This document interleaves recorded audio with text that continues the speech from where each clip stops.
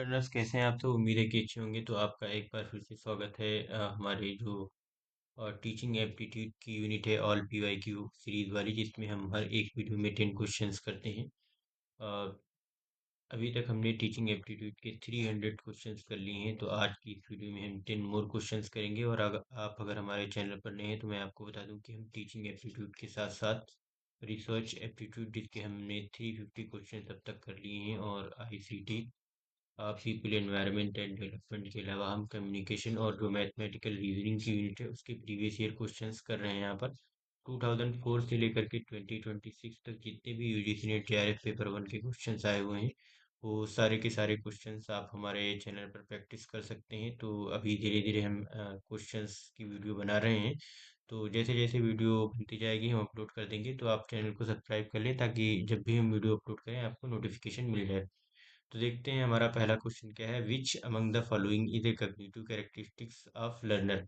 तो इसमें से कौन सी जो है वो कॉग्निटिव कैरेक्टरिस्टिक है लर्नर की। Level of visual literacy concept, academic self belief, ये सेल्फ इधर आना चाहिए था, उधर हो गया। तो सेल्फ बिलीफ, सेंसरी परसेप्शन। तो यहाँ पे जो गाइस राइट आंसर है वो सेंसरी परसेप्शन। जो सेंसरी परसेप्शन होता है वो हमें किसी लर्नर की जो कॉग्निटिव कैरेक्टरिस्टिक्स है उसके बारे में बताता है। कॉग्निटिव कैरेक्टरिस्टिक्स वो कैरेक्टरिस्टिक्स होती हैं जो रिलेट करती हैं मेंटल प्रोसेस को, जैसे कि कह लीजिए परसेप्शन, मेमोरी, थिंकिंग, रीजनिंग, और जो प्रॉब्लम सॉल्विंग फीचर्स होते हैं उसके बारे में। तो जो हमारे सेंसरी परसेप्शंस होते हैं, बेसिकली सेंसरी परसेप्शन के थ्रू हम जानते हैं कि, या कह लीजिए लर्नर्स को, कि how they receive and process information through senses. तो it is a core cognitive function. Next question, John Dewey explained school as an institution and education as a process, social philosophical. तो इस institution को उन्होंने कहा था social, और education को कहा था फिलोसफिकल। तो एज ए ये हो जाएगा ऑप्शन डी। इंस्टीट्यूट को उन्होंने बोला था सोशल, और जो हमारा जो प्रोसेस है उसको एक तरीके से philosophical. Which among the following can be best used as synchronous teaching aid. देखिए सिंक्रोनस और सिंक्रोनस टीचिंग एड से क्वेश्चन बहुत आते हैं। तो देख लेते हैं पहले क्वेश्चन फिर हम बताएंगे इन दोनों के बीच डिफरेंस क्या है। बेसिकली एसिंक्रोनस मीडियम उसको कहते हैं टीचिंग का, जिसमें हम जो रिस्पॉन्स और फीडबैक होता है उसको थोड़ा सा डिलेट भी कर सकते हैं और बाद में भी रीड करके आंसर कर सकते हैं। तो स्काइप जो है इसमें आपको बिल्कुल रियल टाइम में जाना होता है, और at the same time teacher और स्टूडेंट्स अवेलेबल हो। तो ये तो नहीं होगा, तो ये जिसमें जिसमें है उसको आप रिमूव कर सकते हैं। और जो ब्लॉग है, ठीक है, ब्लॉग्स को आप रीड कर सकते हैं, कमेंट कर सकते हैं, फेसबुक पोस्ट को भी रीड कर सकते हैं, कमेंट कर सकते हैं। तो बी और सी होगा। तो देखिए इससे क्वेश्चन आपका बन जाएगा बी, ब्लॉग्स क्लियर करते ही। और ई जो है ईमेल्स का रिप्लाई भी आप बाद में कर सकते हैं। बट ऑनलाइन चैट है, हैंगआउट, गूगल का हैंगआउट है, एक एप्लीकेशन है, तो आप इस पे ऑनलाइन चैट कर सकते हैं। बट इस चैट करने के लिए आपको एट द सेम टाइम उस पर्सन का होना ज़रूरी है ऑनलाइन चैट के लिए। और गूगल एक सर्च इंजन है। तो देखिए यहाँ पे मैंने ऐड कर दिया है कि एसिंक्रोनस टीचिंग एड्स वो होती हैं जिसमें जो है दोनों का एक टाइम पे अवेलेबल होना ज़रूरी नहीं है, टीचर और लर्नर का। और सिंक्रोनस टीचिंग एड्स वो वाली एड्स होती हैं जिसमें दोनों लर्नर्स का at the same time available होना ज़रूरी है। जैसे रिकॉर्डेड वीडियो लेक्चर्स हो गए, एसिंक्रोनस टीचिंग एड्स हो गए, ऑनलाइन फोरम्स, डिस्कशन बोर्ड्स, ये सिंक्रोनस हो गए। या जो है आपके सेल्फ पेस्ड मॉड्यूल्स या क्विजेज होते हैं, या ईमेल कम्युनिकेशन होता है। बट जो लाइव या वर्चुअल क्लासेस होती हैं, या कह लीजिए real time question and answer chat होती हैं, ये ऑनलाइन फोरम, ये वो वाला है डिस्कशन जो बाद में हमें अवेलेबल हो जाए, मिल जाए। ठीक। और इंटरेक्टिव वाइट बोर्ड्स हो गए, या स्काइप या वीडियो कॉन्फ्रेंसिंग वगैरह हो गई, तो ये सिंक्रोनस टीचिंग एड्स में आते हैं। नेक्स्ट है, which test would you apply if your main purpose is to predict individuals who have greatest potential for development along special lines, or who are likely to profit most by special training। Intelligence test, prognostic test, aptitude test, या personality test. तो guys इससे ऐसे test को हम बोलते हैं aptitude test. और जो प्रोग्नोस्टिक टेस्ट होता है वो किसी चीज़ की आपको प्रिडिक्ट करने के लिए यूज़ किया जाता है लर्निंग को। देखते हैं नेक्स्ट क्या है। अच्छा एक क्वेश्चन आ भी गया है again. In a school in which there are large number of failures, you may like to develop tests for eliminating those who are likely to have substantial difficulties in meeting the academic goals of teaching.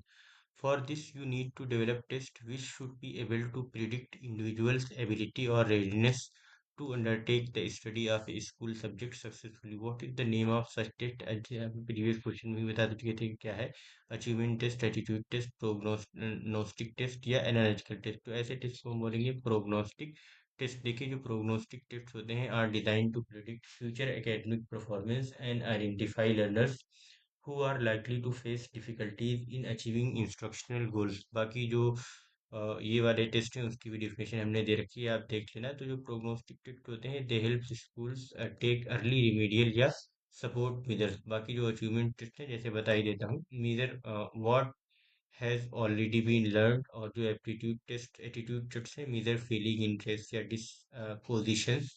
और जो analytical test है, not a standard category for predicting academic success. Next है, which among the following best describes intelligence as learner characteristics. तो इसमें emotional intelligence के बारे में पूछा है कि कौन सी लर्नर की जो है इमोशनल इंटेलिजेंस की कैरेक्टरिस्टिक्स है। Recognize their own and others people emotion, ठीक है, वेरी स्ट्रॉन्ग। तो जो है, जो अगर कोई बंदा है जो अपनी और दूसरों की जो इमोशंस है उसको समझ लेता है, जान पाता है, तो वो एक तरीके से इमोशनली इंटेलिजेंस है। तो ये जिसमें जिसमें है आप उसको रिमूव कर दीजिए, उसको रखिए, बाकी उसको रिमूव कर दीजिए। तो देखते हैं नेक्स्ट वाला हमारा बी ऑप्शन क्या है। Expressing their emotions strongly. जरूरी नहीं कि आप गुस्से को बहुत ज़्यादा जो है, एक गुस्सा एक इमोशन है या हंसना एक इमोशन है, खुश रहना, तो अगर आप बहुत स्ट्रांगली इसको एक्सप्रेस कर पा रहे हैं तो ये इमोशनल इंटेलिजेंस पे नहीं आएगा।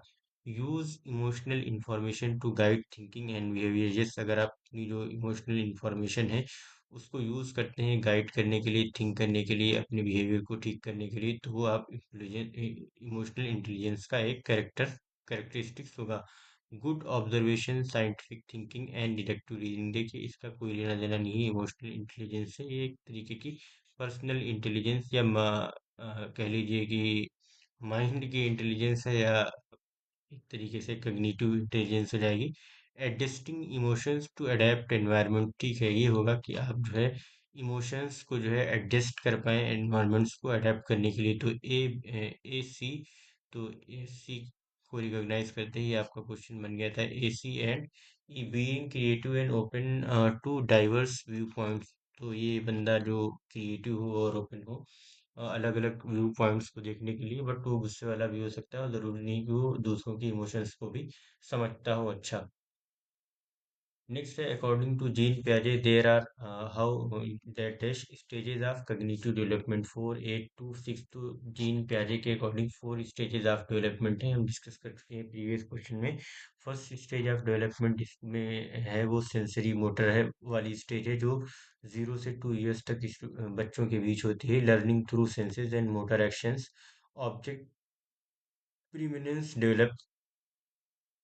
प्री प्री ऑपरेशनल स्टेज जो होती है वो 2 से 7 इयर्स तक होती है। सिंबॉलिक थिंकिंग इसमें होती है और लैक ऑफ कंजर्वेशन होता है, वगैरह वगैरह। तो आप देख लेना इसको। कंक्रीट ऑपरेशनल 7 to 11 इयर्स के बीच होती है। फॉर्मल ऑपरेशनल जो होती है इसमें स्टेजेस 11+ इयर्स के बीच की होती है। इसको मैंने और एक वीडियो में दे रखा था, 1 मिनट आप दे मुझे, मैं दिखाई देता हूँ आपको,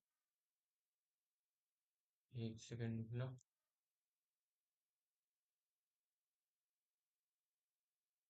तो ये थ्योरी है जो जीन पियाजे की स्टेजेस ऑफ डेवलपमेंट से रिलेटेड है, हमने यहाँ पर ऐड कर दिए, तो आप देख लेना।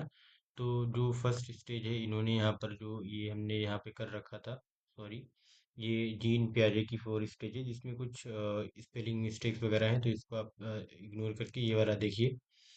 जीन पियाजे की जो स्टेजेस ऑफ डेवलपमेंट है, फर्स्ट है सेंसरी मोटर, जो 0 से 2 इयर्स के बीच होती है। तो इसमें जो लर्नर होता है या बच्चा होता है, learns through senses and action by touching, looking और माउथिंग के थ्रू। और जो सेकेंड स्टेज होती है वो प्री ऑपरेशनल स्टेज होती है, जो 2 से 7 इयर्स तक होती है। तो इसमें जो बच्चा होता है वो डेवलप करता है लैंग्वेज को और uses symbols, thinking egocentric और difficulty understanding conservation and logics. और जो तीसरा है कंक्रीट ऑपरेशनल 7 to 11 years तक होता है और thinks more logically about concrete events, understands conservation.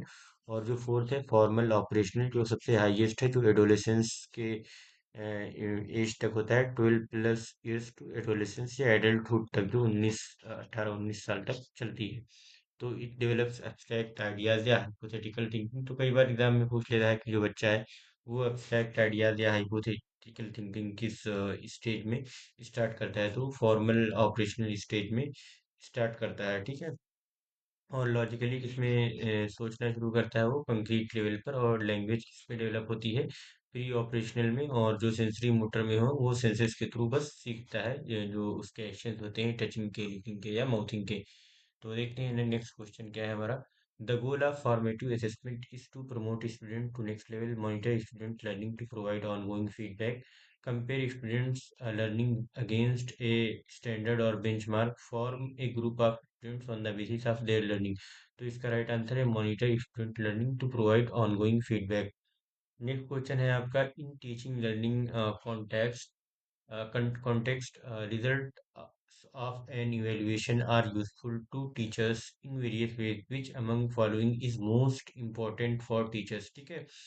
तो इसमें जो इवेल्युएशन के जो रिजल्ट्स होते हैं वो टीचर्स के लिए मोस्ट इम्पोर्टेंट कौन से होंगे, मोस्ट इम्पोर्टेंट कौन से होंगे? Planning instruction and knowing the effectiveness of teaching strategies used by them, to identify home influence on student, to decide placement of students in other institutions, getting information about students study interest. इसका जो guide right answer होगा planning instruction and knowing the effectiveness of teaching, की जो भी पढ़ा रहा है वो इफेक्टिव है नहीं है, और जो टीचिंग स्ट्रेटजीज हैं वो कैसी जा रही हैं, उसके जरिए जो यूज़ की जा रही हैं।